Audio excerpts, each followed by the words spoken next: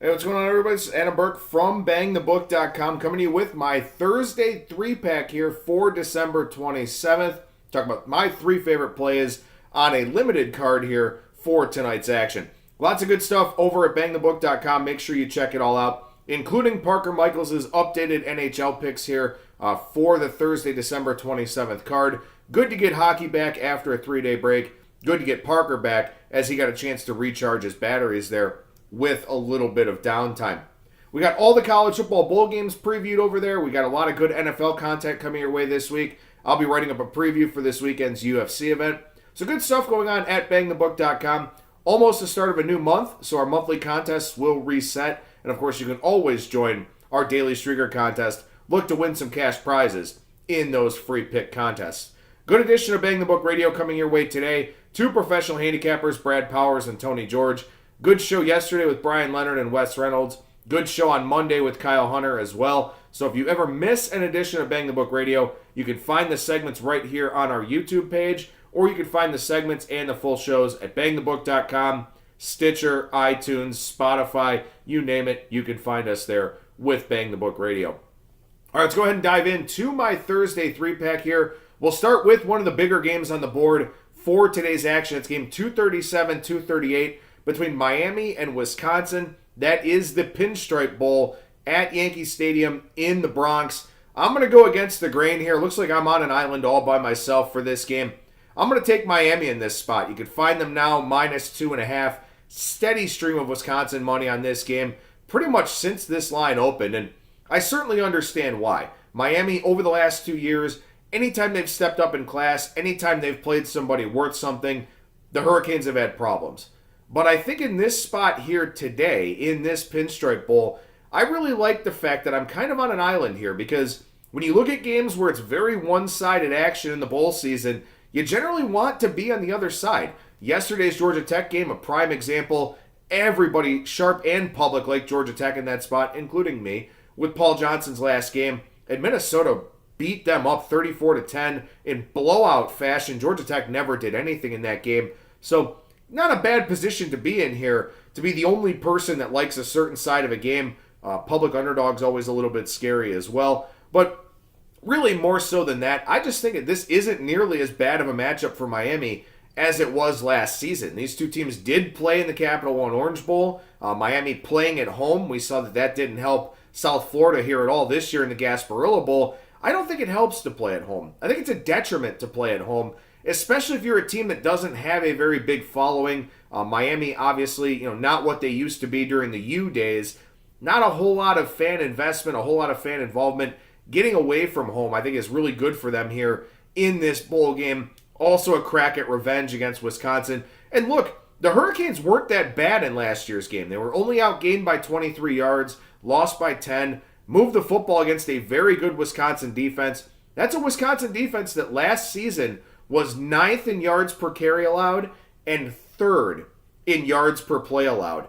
This season, the Wisconsin defense, 53rd in yards per play allowed and 70th in yards per carry allowed. So Miami getting a much weaker Wisconsin defense here this season. I think they have success moving the football. Yes, they're going to go with Malik Rozier at quarterback. I don't know if it matters really because N'Kosi Perry wasn't that much better either. But I do think Miami can run the football this year, and that will take them out of some of those compromising situations that they ran into last season as Rozier threw 3 picks in that game. Wisconsin, 10 points directly off of turnovers. Miami also missed 2 field goals last year. Just a mess of a game in general for them. I think this year they're highly motivated to get revenge, highly motivated to beat a name brand program and sort of get that monkey off of their collective backs with not being able to beat good teams. Miami, 11th in yards per carry allowed, so they should stack up pretty well against that Wisconsin rushing attack. And Jack Cohn getting the start here for Wisconsin in his 3 starts. 5.1 yards per attempt against Northwestern, 3 yards per attempt against Penn State. Did have 6.7 yards per attempt against Purdue. However, Wisconsin ran for 385 yards in that game against Purdue. Was a triple overtime game. And by the way, a little bit of a misleading game there as well, because Wisconsin only had 3 first-half points in that game against Purdue that they ultimately won, a game that wound up, I think, 47-44 or 48-45, something like that. in 3 overtimes. So I think Miami in a much better spot here, much weaker Wisconsin defense this year. And also, I don't think Jack Cohen is really anything you need to worry about throwing the ball downfield. So Mark Richt, Manny Diaz should flood the box here. I think they have more success this time around against Wisconsin. So I'll take Miami minus the 2, minus 2.5. We'll say 2.5 because that's the consensus line that's out there. But I do like Wisconsin in this spot here. Or excuse me, I do like Miami in this spot in the Pinstripe Bowl. We'll go to game 503, 504 here in the NBA. The New York Knicks taking on the Milwaukee Bucks. I'm going to take the Bucks in the first half, minus 8.5 in this game. Bucks and Knicks just played on Christmas Day, obviously. Milwaukee came away with the win, but they couldn't be happy with that performance. 6 of 32 from distance in that game. Madison Square Garden was completely empty. Not a whole lot of energy in the first half, or really overall in that game for either team. But only 48 first half points for Milwaukee against the Knicks on Tuesday. They only scored 87 points in Miami on Saturday. So I think Mike Budenholzer really wants this team to come out, spread the floor as they've done all year, take a lot of high percentage shots. And also, too, the Bucks are very comfortable at home. 14-3 straight up at home this season. They're starting a 6-game homestand, playing consecutive home games here for the first time since early December. I think they really look to get off to a good start here. Really look to bury the Knicks early, not let them hang around. Full game number is 14.5. I like Milwaukee a little bit there, but I like them more in the first half here, minus 8.5. I think they really do want to come out and just, get the offense going, really get things rolling. Wouldn't be surprised to see a 40-point quarter here from the Bucks in the first half of this game. So I'll take Milwaukee minus 8.5 in the first half. One more game here for this Thursday 3-pack. Game 0-2-3-0-2-4 on the ice. This is Anaheim on the road at San Jose. I'm going to take a shot on the dog here. And again, obviously, with a plus 150, you have to understand that this play is going to lose more often than it's going to win. But I do think Anaheim's in a pretty decent spot here. They just played 5 games in 8 days out east to open up this 6-game road trip. Then, of course, had the holiday break. Yeah, this is a standalone road game. But for the Ducks, they won the first 2 games of that Eastern Conference swing, then dropped 3 in a row to come back home for the holidays. Only scored 2 goals in those 3 games.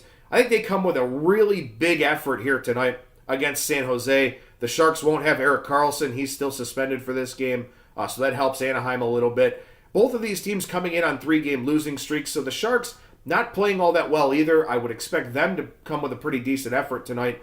But goaltending should be the difference in this one. John Gibson has played very, very well and has elevated his game in the absence of Ryan Miller. Neither Martin Jones nor Aaron Dell really playing all that great for San Jose for the majority of this season here. They've really struggled of late as well. So I think I'm just going to look at the Ducks in this one. I think they're a live underdog. Gibson getting a little bit of a blow for the holidays I think is very beneficial. And also, too, like I said, Anaheim now back on the West Coast.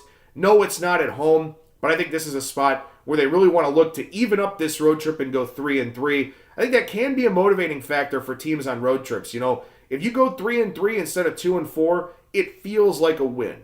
You try to win half of your road games, try to make up the difference with your home games. I think that's the case for Anaheim here tonight. So I like them a little bit in the plus 150 range against the San Jose Sharks. We'll take a chance on a nice plus money dog on the ice tonight. Lots of great stuff at BangTheBook.com. Good edition of Bang the Book Radio coming your way here today. Please tune in and check out what we've got going on. Thank you so much for watching this Thursday 3-pack video. I'm Adam Burke from BangTheBook.com.